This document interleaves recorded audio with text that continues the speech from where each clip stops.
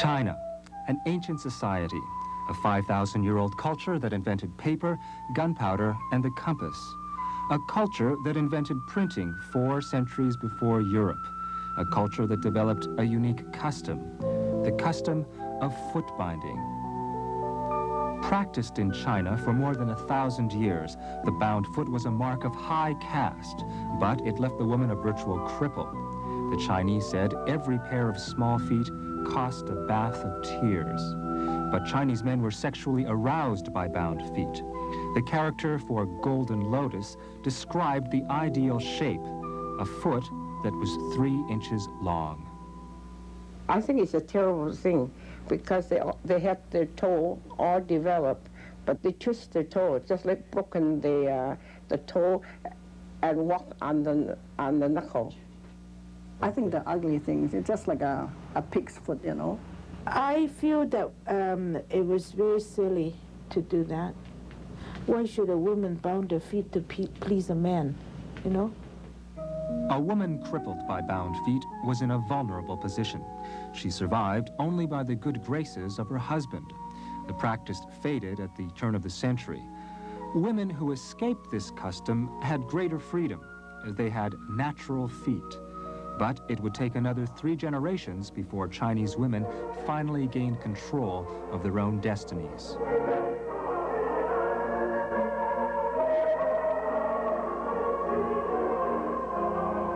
Chinese women today have unlimited opportunities. They owe their freedom to the sacrifices and struggles made by their more bound grandmothers. These women gave up nearly everything to give their daughters a chance to succeed.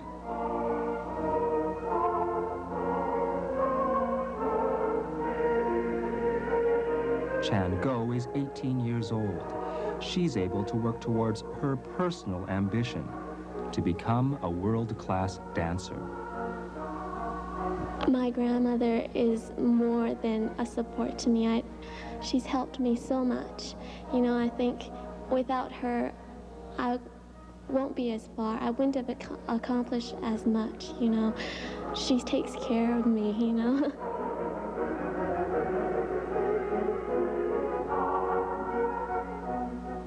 The modern Chinese woman takes her freedom for granted, but such freedom was only a dream for her grandmother. These women were daughters of parents too poor to support them in China. One option was to risk their fate in an unknown country. They called it Golden Mountain. But this dream of heaven was soon replaced by a harsher reality. Life in Canada would be a test of their daughters' courage, a test of their physical and spiritual strength. The first Chinese in Canada were brought over in the late 1800s to build the railroad. The little money they saved went back to China, used to bring over wives and other family members. In China, they think if you come to Canada, it is wonderful, just like heaven. They call it Gold Mountain. They don't call it Canada. So we came in 1920. We got on the Empress of Japan. Betty Jo was 9 years old when her cousin in Canada paid to have her brought over. I think it took us about 21 days. We get on second class, everything nice and nice white tablecloth and silverware, you know, but we didn't enjoy the dinner. We were seasick all the time. Chinese immigrants were treated like criminals. Yeah, they locked you up, just like the one you see in jail. Yeah, they call it a little pig house, GJ Oak, you know. So is everything okay? Well, they let you out. While there were some initial shocks to overcome, there were also new and mysterious delights in Golden Mountain. We thought it was very nice because everything seemed to be so new.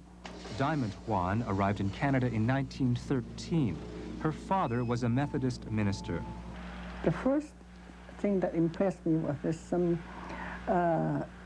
stove. What you call the kitchen range, they call it in the olden days, it's a wood stove, you know. And I thought that was a table. I said, oh, 呢張台係嘛？咁唔係，呢個係火爐嚟煮餐嘅。 Compared to most immigrants, Diamond led a rather privileged existence. But she shared with other immigrants a basic family tradition, a tradition that stressed obedience to one's elders. Oh, I tell you, Dave, my mom was an illiterate. She doesn't know how to read or write. In those days, most women are illiterate, you know. We all try to help her. We don't talk back to her because, you know, we have to respect her. We go to school 5 days a week. We come back and do our household duties, you know. I being the eldest one, I have to help my mother with all the housework, you know. Like, you know, in the weekend, I have to do the washing, you know, and my sister will help me. And we would do the cooking. And my parents are very typical conservative Chinese. You know, when I'm the first girl, when I'm 11 years old, they wouldn't allow me to go out and shopping. If I go any shopping, is buying clothes, or shoe or hat, I go with my mother. Ada Khan works at Vancouver's only Chinese post office. She was born 80 years ago in Victoria. She's worked hard all her life. I don't have much childhood. I think, like now I think it over, I was old before I was my age, because you learn to be mature. You know, when you're 11 years old, you learn to be a lady. And when you're small, they train you that way.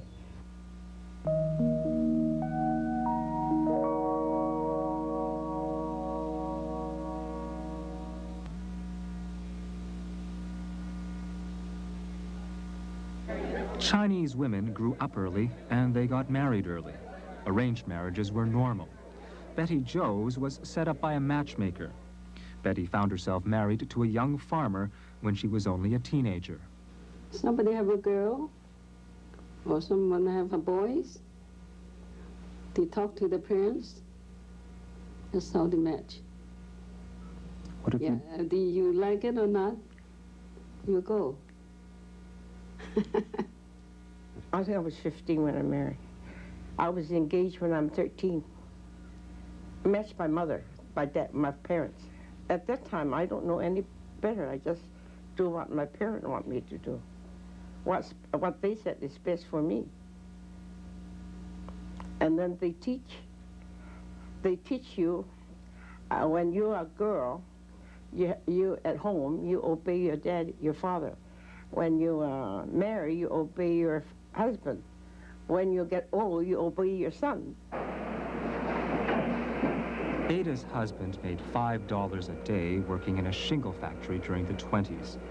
He made a decision.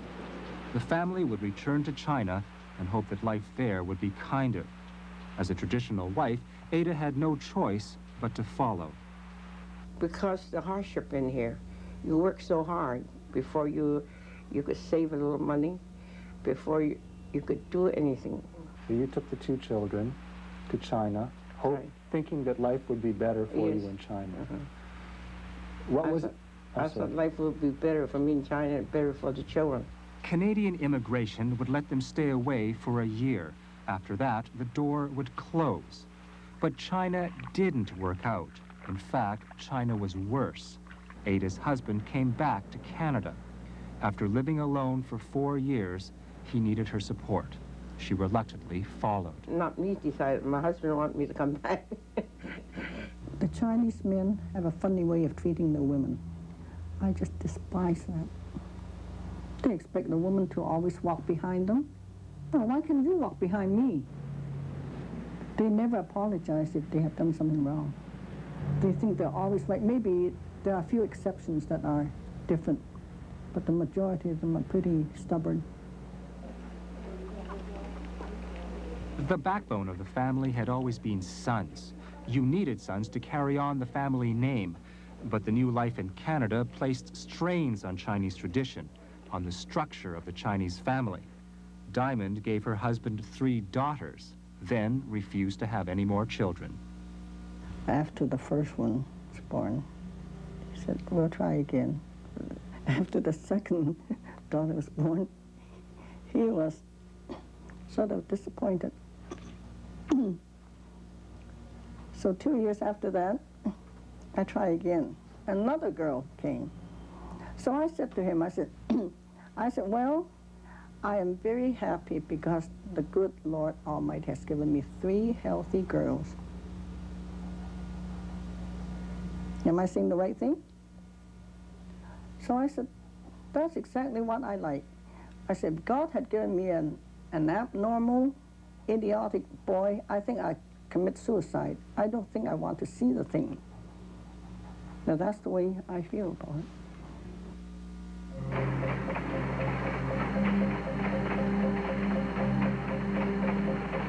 The 1930s, another shock to Chinese families struggling to make it in the new world.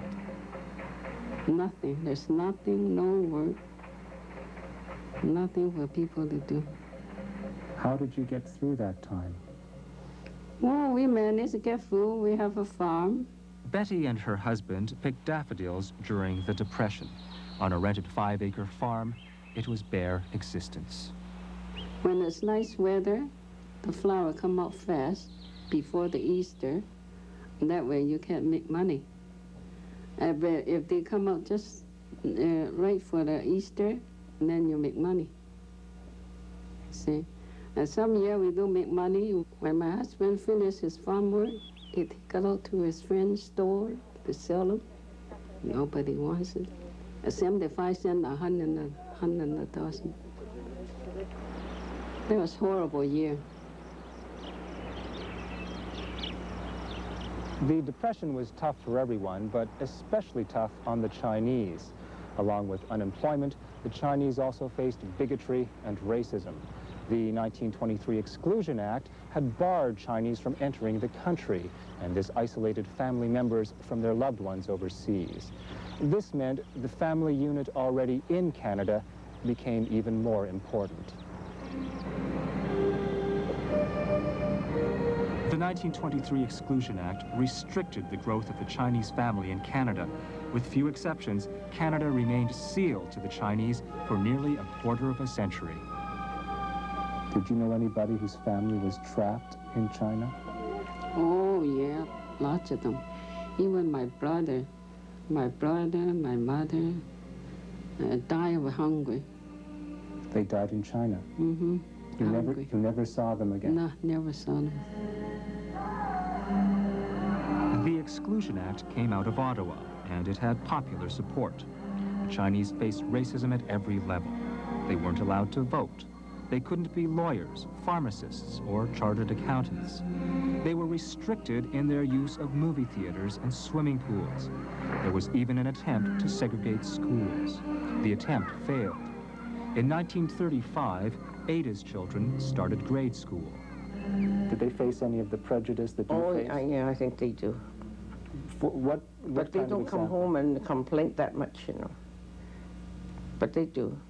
I don't know how you explain it, but there are certain places they are not allowed Chinese to go in. That's the only way I could tell. At the time, there was a lot of prejudice against the Chinese. Yeah. By now, Betty and the family had left the farm. They opened up a store just outside Chinatown. We were just starting the store. They were telling us to go back where we belong. When they go by, they just help themselves with the food. We don't stop them. We let them have it, you know. Hard times brought Chinese people together. During that time, I think people stay more close, you know, as a friend. They come see you, no matter how far. They come see you, visit you. They pulled together, but there were some forces pulling them apart. The Chinese community experienced its first feminist stirrings. I started to go to church, and we had WMS meeting. with a lady every month, once a month. And I feel free.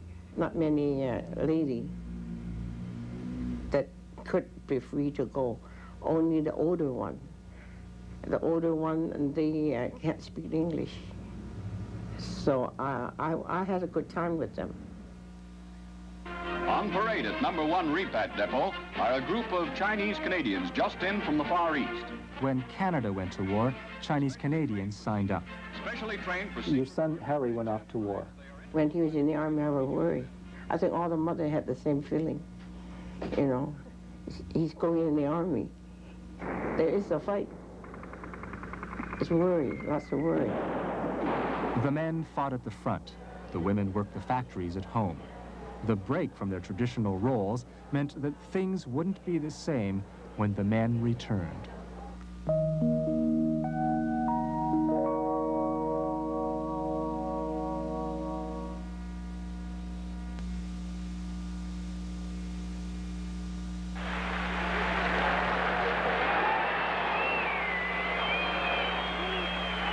The loyalty displayed by Chinese Canadian soldiers during World War II helped pave the way for social change. In 1947, the Exclusion Act was repealed, and Chinese Canadians were finally allowed to vote in Canada.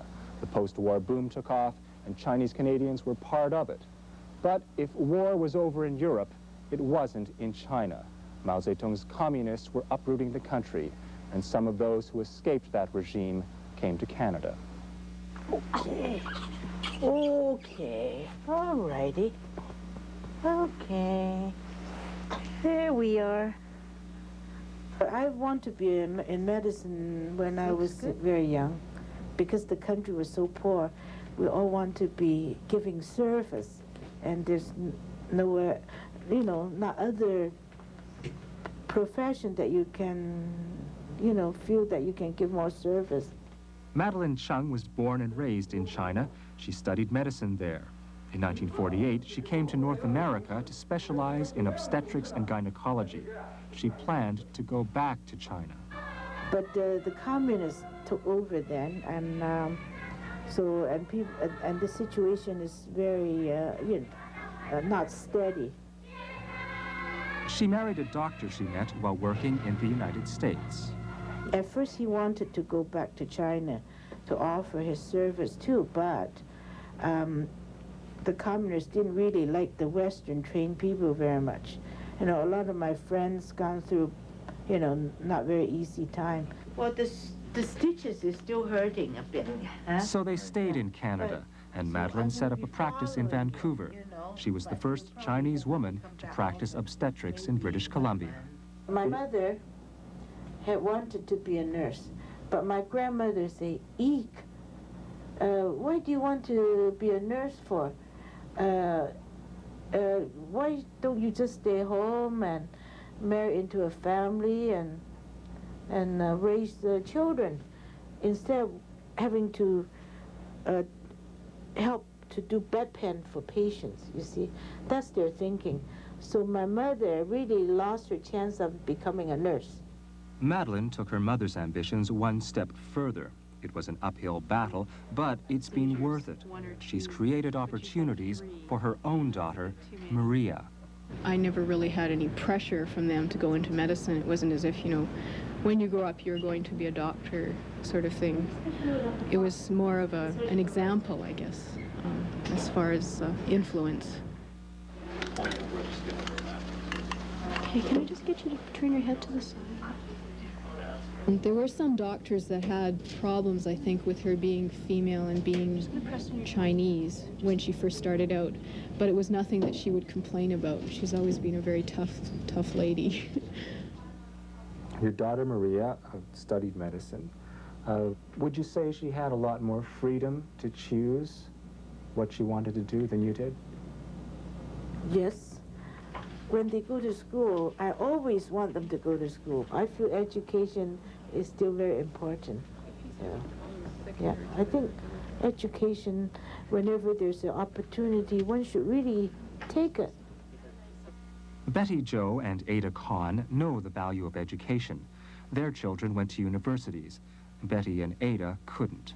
They had to work. If you had a chance to go to school, what do you think you would have liked to study? I think I'd like to be study a lawyer or something. Yeah, I'd like to be a lawyer. You learn things, you know. My dad always asked me, he said, what would I like to learn? I said, I want to be a nurse. But you never got a chance. No. Does that make you... I never had a chance. There's no hope for me to hope for it. These days, there's lots of chances to go to school. It's loss of heritage that concerns the Chinese community now. The cultural seeds were planted, but there's no guarantee they'll grow. Did you make the kids study Chinese? Mm-hmm. Why? You like your children to learn your own language, eh? Are they fair? If you can't speak Chinese or read Chinese, well, you'll be out a lot. Well, this is one of my regrets. Because we were working, and our babysitter, they all speak English. So, and then it's easier to use English than to use Chinese. So now Maria understands Chinese, but she doesn't speak it. As my husband said, I'm so westernized. I'm not Chinese. He's always talking about his native village all the time. So the time comes when my daughter took him to Peking for a holiday, you know. And I said to my husband, I said, listen here, if you love your native village so much, if you find it very satisfactory, by all means stay there. Just 2 days. He couldn't get out there fast enough. When he came back, I said, how come you come back again? I said, you love it so much that you just stay there. He hasn't got an answer from me. He said that I am so westernized, I'm not Chinese. I said, why shouldn't I be westernized? I've been in Canada 73 years, only 7 years in China. Isn't that a laugh?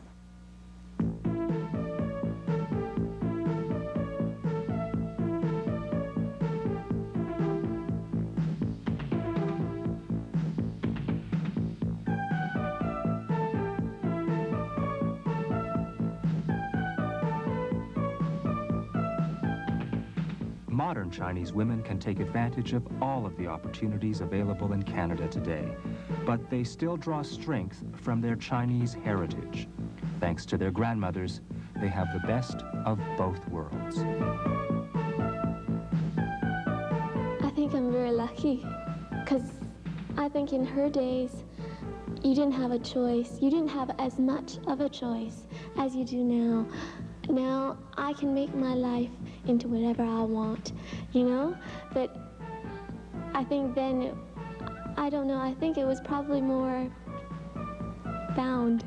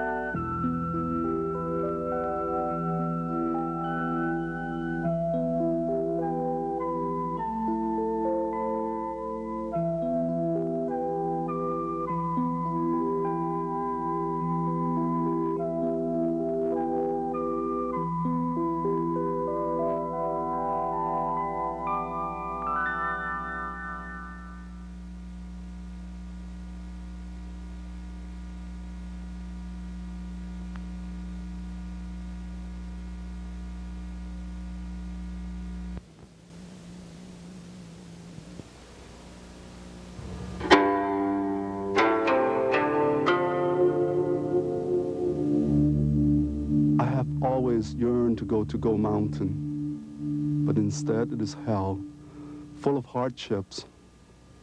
I was detained in prison and tears rolled down my cheeks. My wife is at home, longing for my letter. Who can foretell when I will be able to return home? I moan until the early dawn, but who will console me here?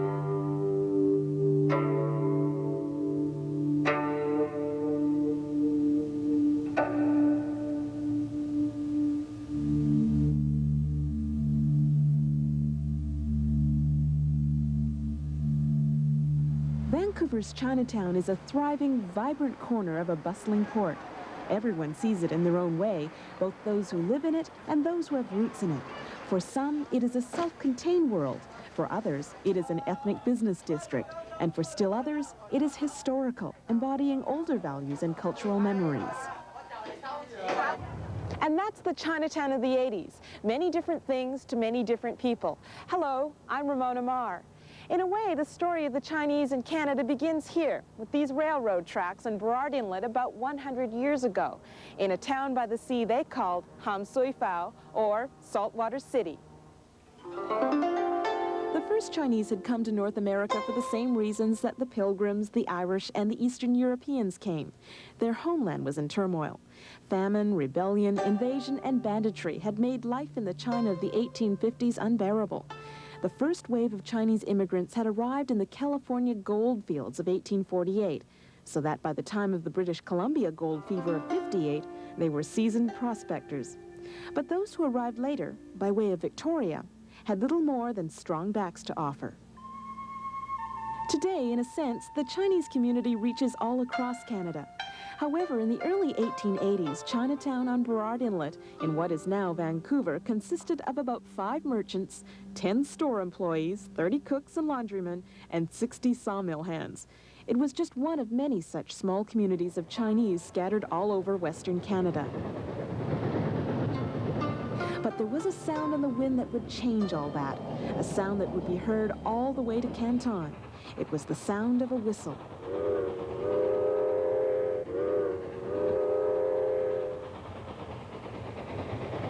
The railway was destined to change Vancouver and the Chinese community forever. Due to a tight completion schedule and a shortage of local labor, some 17,000 Chinese were invited to come and work on the BC section of the CPR. I guess when you look at all the Chinese that came over, they have 3 objectives. The first one, of course, is to earn money and send home to their family. The second objective is that they should go home periodically, maybe every 5-6 years, to see their family. And the third objective, the final objective, is earn enough money to retire back home. All these people, of course, are from southern China in a tropical climate, so that during the winter, they really suffered from the cold. And as many writers that go across the tracks at that time noted, they would see these Chinese huddle over a campfire to warm themselves up for a few minutes and then pick up the shovel to work for a while. When it gets too cold, they have to huddle on the campfire again. For the Chinese particularly, their diet was very bad. And of the, say, the 1,500 that died, not all of them died from violence during construction, but a vast majority died from malnutrition, particularly scurvy, because in the wintertime they did not get the vegetable. There's quite a panic in the various cities as the railway goes through, because they thought that they're dying of some very pernicious Eastern diseases. But when they found out it is not a contagious disease, but rather malnutrition, nothing was done about it because it does not hurt the population. When the railway was completed in 1885 and it became known that Vancouver would be the western terminus, then the recently unemployed workers came here to Vancouver, to Saltwater City. But who were these people? What were their hopes? And how had their immigrant experience changed them?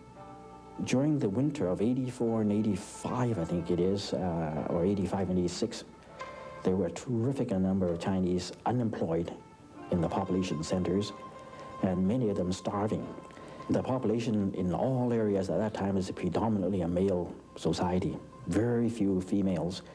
You're seeing that perhaps less than 5% are females. 95% are young males. In a little flat above a store, there will be 20, 30 bachelors living in little cubby holes. So the conditions are very crowded. And not only that, but is the social oppression that they're living in a hostile community that bother a lot of people, in that they are just confined to the ghetto of Chinatown. And if they go outside of that, they may encounter violence.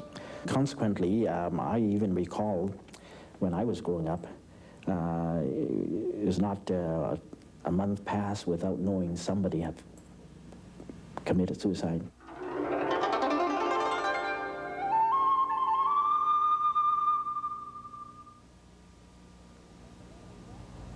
Today, one sees fewer and fewer of those first-generation pioneers in Chinatown, but for many years they rose each day in rooms like this one and headed off at dawn to work in the fields or the mills, or by the turn of the century, the canneries. By 1900, canned salmon had become British Columbia's second most valuable export. It was hard work, and Chinese labor was crucial in establishing this vital industry. Jimmy Hing remembers that time. He was born here after his father came to Canada in the 1880s to work on the CPR Railroad, eventually settling in the Vancouver area. Jimmy lives near Vancouver in Steveston, where he worked at the cannery for over 40 years. The Chinese are very vital to the canning industry because they're not afraid of work. If they happen to have a job, they just go right to it and show their skill and patience. Everything was done by hand. They unload by hand, or stuff from unloading fish, like so they use what they call a fish peel, with the stick with the little sort of a half hook on the end of it. They peel the fish up to the dock, and the men will put them on the table, and the hand butcher will hand butcher all the fish.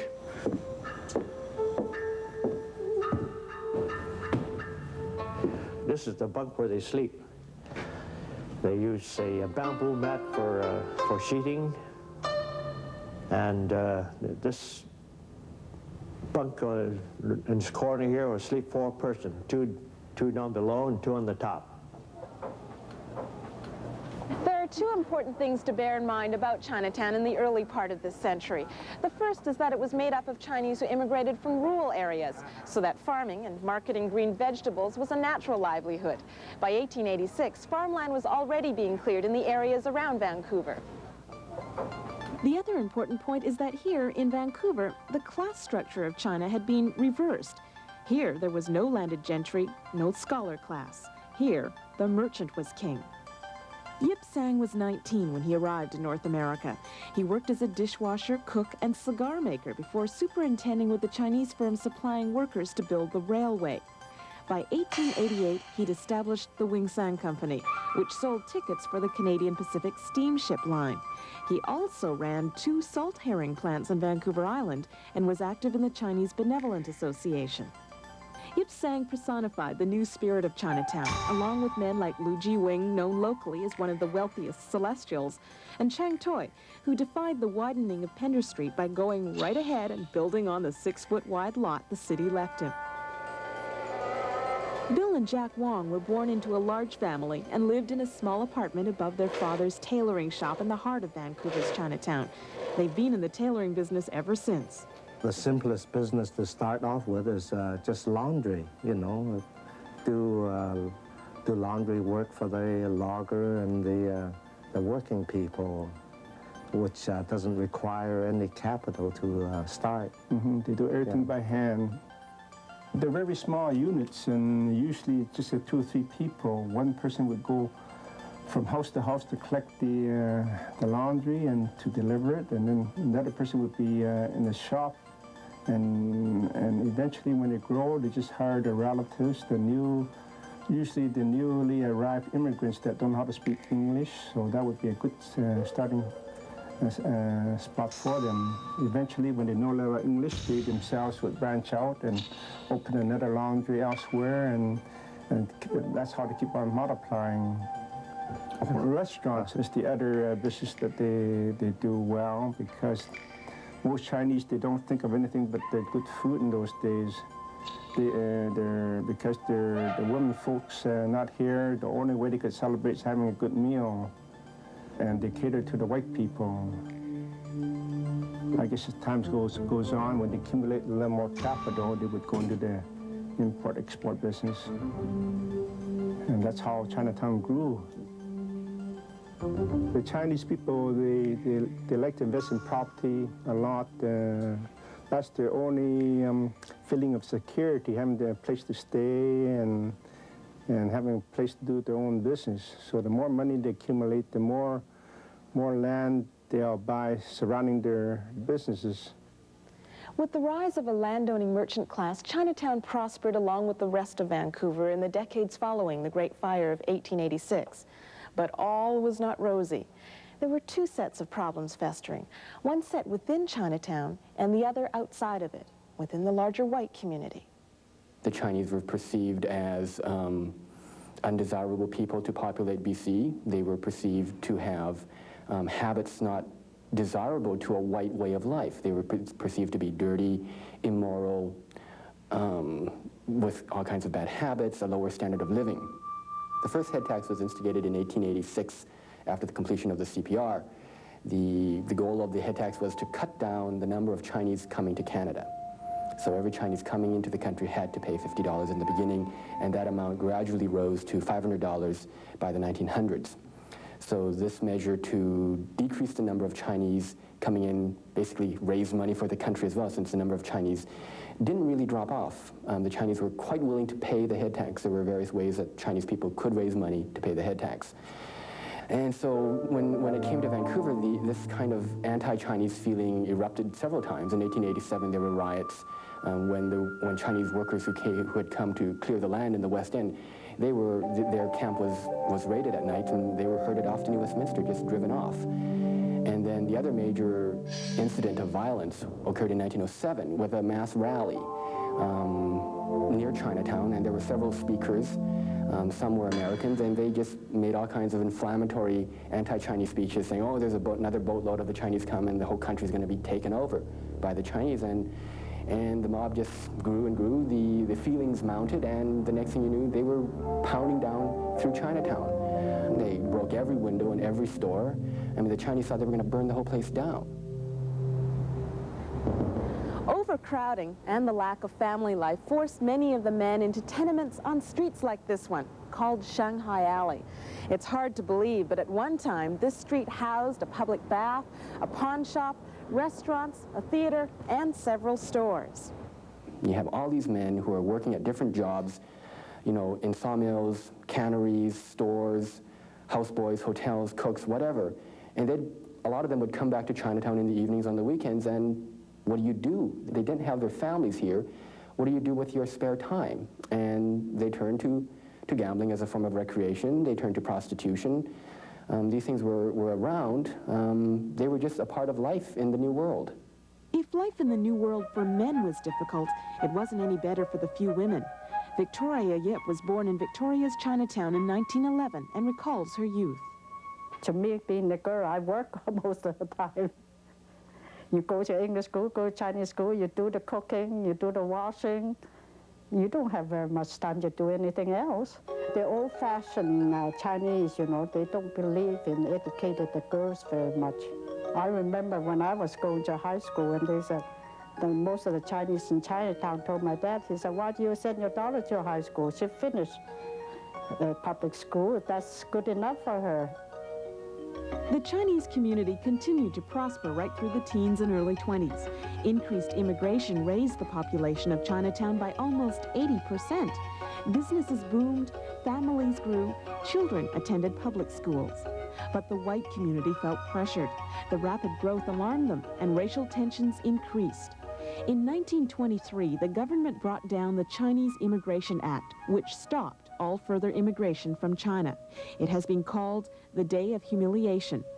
For the next 25 years, many men grew old alone or else returned to China, and the world of Chinatown began to change. After 1923 has been known as a period from 1923 until 1947 as the period of maturation of the Chinese community in Canada, in that they consolidated themselves, they are realizing the difficulties that lie ahead, worked hard. In the 1920s and the 1930s, you see there's conflicts within the Chinese community because of these social groups developing. These groups are the old sojourners who are mainly really still very Chinese in character, and then the local born. Now, the local born, being born here, acquired a different culture. This group then are not accepted by the white society, and yet because they cannot speak Chinese, they are not completely accepted by their own people. I'm of that generation. We were more or less looked down by the older Chinese who call us Chuk Sing, the sound of bamboo, which in one term has 3 or 4 derogatory comments, is that they're hollow, low economic value, closed at both ends, you know, like a bamboo.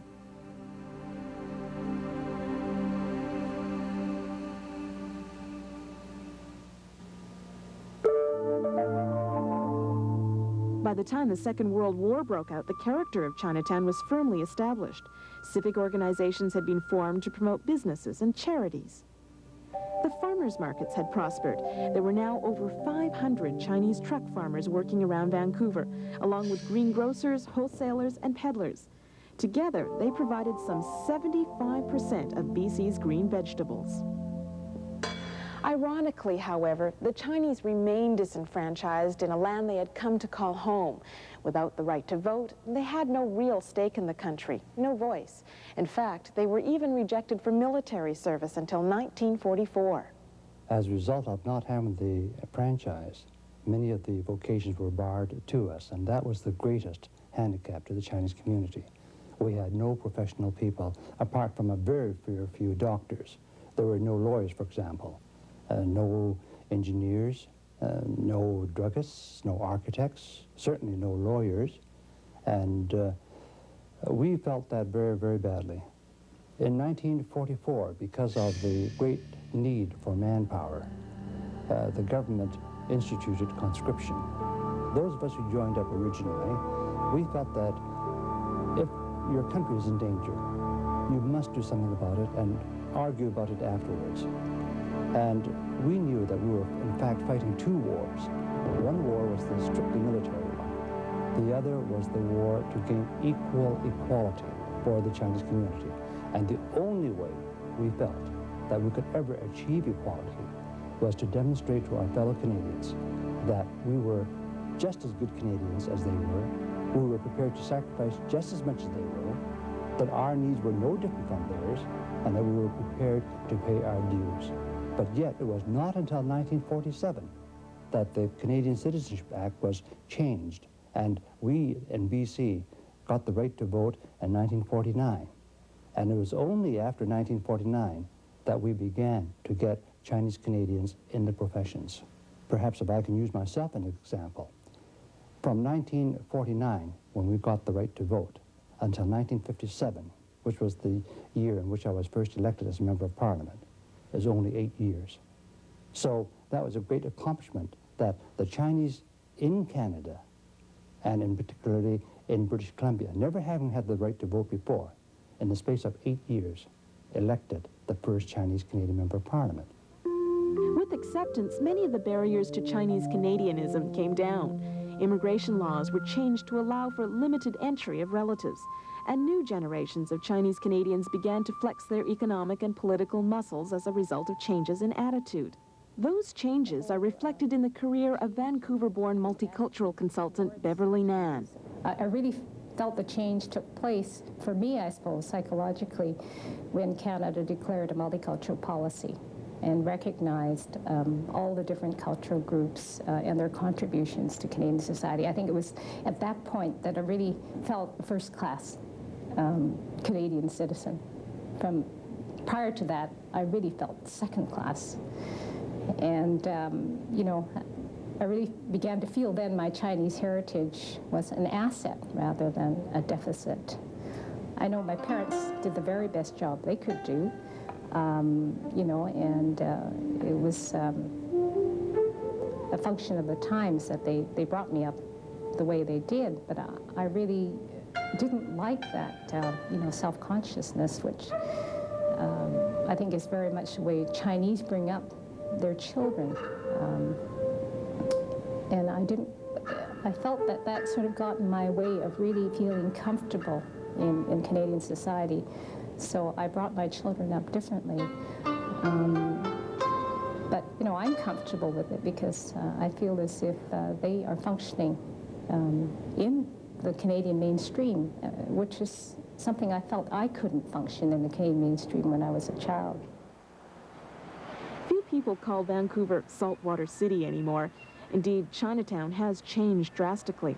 The Saltwater City people are outnumbered by new Chinese immigrants from many corners of the world, including Hong Kong, South Africa, South America, and Southeast Asia. Vancouver's Chinese are no longer a single community, but rather a community of diverse backgrounds. And in some ways, the stories of those recent arrivals are not unlike those of the Saltwater City pioneers. They, too, share similar motives with the earlier generation of settlers. Canada has always held out promises of a better life and new opportunities, whether to rural peasants from 19th century China or to sophisticated business people from Hong Kong today. The new immigrants are very wealth conscious. They always tell people what they own and what they do, whereas the local people, they kept a very low profile, and nobody knows how wealthy they are till they pass away. These newcomers that are coming into a much more benevolent environment. And of course, if they haven't grown up here, they haven't grown up like I have, self-conscious of my Chinese heritage. So, you know, they were socialized in a different way so that their way of functioning in the society would be completely different. And as a matter of fact, I think, and of course I'm just speaking from my own experience, the earlier Chinese sometimes perhaps feel that the newcomers aren't really trying to fit in the way, you know, I guess we were. And I think the earlier Chinese who really felt they had to assimilate to succeed. I mean, the road to success was to assimilate and become as much like white Canadians as you could, you know. I think the newcomers don't feel that need. The Chinatown of today is a complex social world where many of the descendants of those first pioneers don't even speak the language of their grandparents, let alone have memories of China. They face their own contemporary challenges, and the past has become history. And in a way that's comforting, because it means the homesickness of those first pioneers has finally been eased, that their children have made a home for them here, in the city by the sea, in Canada, in what was and is now, and in a sense will always be, Saltwater City.